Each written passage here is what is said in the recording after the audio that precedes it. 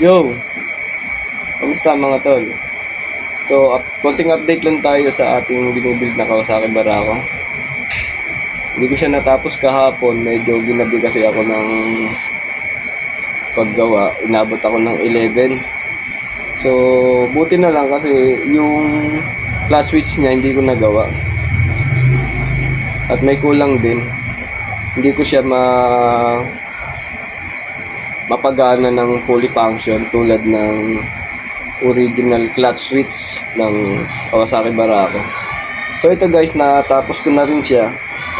Hindi ko lang alam kung yung ibang mga nagko-convert nito ng Brembo clutch lever, napapagana nila yung mga clutch switch ng fully function tulad ng original. So pinag-isipan ko siya, wala akong pinagayahan. So maganda naman, okay naman yung naging function niya, yung naging outcome. Ito para sa mga baguhan, advice lang. At ayaano ko sa inyo, ipapakita ko sa inyo kung paano siya paganahin ng fully function. Hindi ko lang alam kung sa ibang mga nagbi-build o nagko-convert, alam na rin tong gantong strategy. Pakita ko sa inyo guys.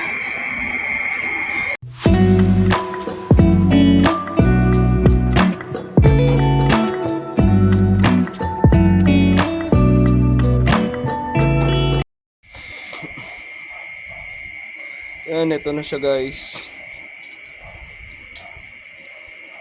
Yan, after 2 to 3 hours nagawa ko rin. Bali ito yung clutch lever niya. So, clutch switch, dalawang wire. Yan, gumagapang sa sa loob para hindi kita. Ito na yung dalawang wire niya, red and black. Tapos naglagay ako ng pin connector, 3 pin connector. Yung black nakadiretso mismo yan sa electric starter. Yung red, ito yung nakakonect sa ground, para every time na pipindutin natin yung clutch, mapapasukan ng ground yung starter at gagana siya. So ngayon, tong gitna naman, ang silbi ng gitna, pag naka neutral siya, kahit hindi mo pindutin yung lever, kahit hindi mo pindutin yung lever niya, gagana pag naka neutral. Kasi nga yung gitna niya konektado mismo sa neutral light niya.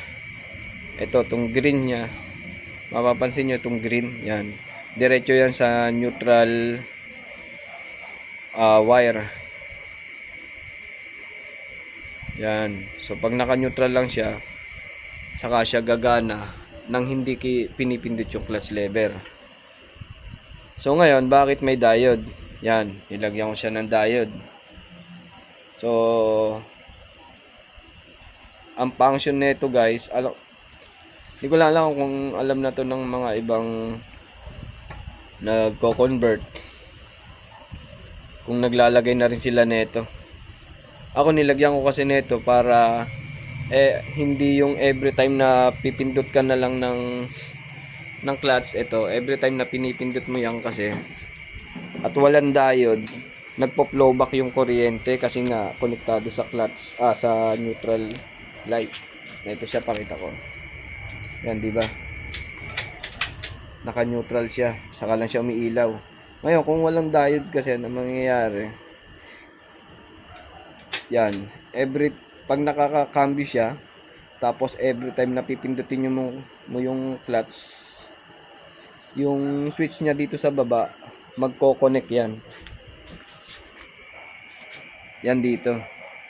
Dahil dire-diretso to, pati itong neutral light niya, neutral light wire, mapapasukan ng ground. So ang mangyari, ilaw siya.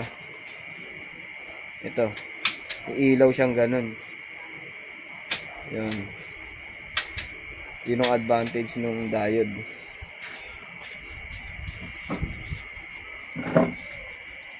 Ang diode kasi binablock niya yung pabalik na flow ng kuryente. So, ang way niya laging papasok papunta dun sa electric starter. Okay? So, alam ko hindi ko lang alam kung alam ng iba mga builders to o ng mga nagko-convert. Pero alam ko rin na marami na rin sa atin ang alam ang function ng diode. So, yun lang. Yun lang update natin at salamat naman sa pagtsatsaga ko. Nakumpleto ko na rin. At salamat sa inyo guys kahit papaano nagtsatsaga kayong panuorin ng video natin. Bigyan nga pala kayong update pag naikabit ko na lahat. Review ko lang ng konti. Yan. Although nakita ninyo na, sa mga hindi pa nakakakita nito, bago pala makapanood ang video natin, ito siya. Pasensya na guys, medyo madilim kasi alas 8 na ng gabi rito sa amin. Yan. Tapos ito yung top view niya. Brembo brake master, clutch lever. Di bali tatanggalin ko nga pala to guys. Yung salamin niya at hindi bumagay. Pati itong ano niya, handle grip niya sa kaliwa tatanggalin ko, hindi rin bumagay. Baka palitan na lang natin to ng iba. So pansamantala ito muna. Tapos foam lang to ng bike guys, pero maganda kasi itsura niya, masarap sa kamay. Yan. May bar end sa kabila. Sa kabila wala. Yan, konting gold bolts.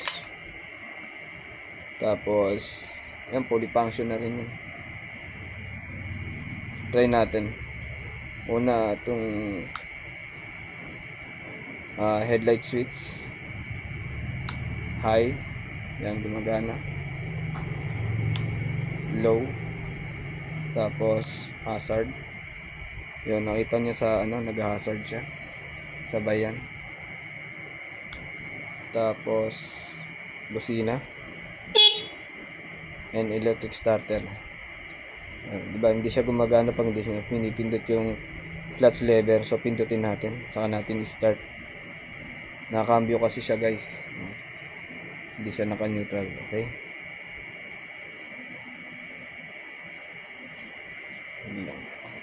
Yan. Nahirapan akong pindutin kasi hawak ko yung camera guys eh. Saglit lang. Ayusin natin. Ayan, okay na guys. Ulitin natin. Yung electric starter niya sa mismong clutch side. Yan, narinig nyo guys. Yan. Diba? Check naman natin dito sa kabila. Yan. Ito, pindutin natin.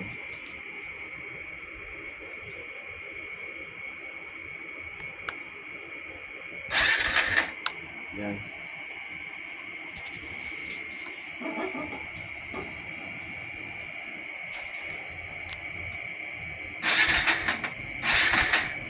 Okay na siya. Tapos yung passing light niya, ito. Makikita nyo, may ilaw siya. Yung high beam ng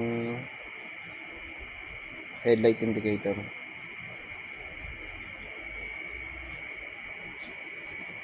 Yan, okay na.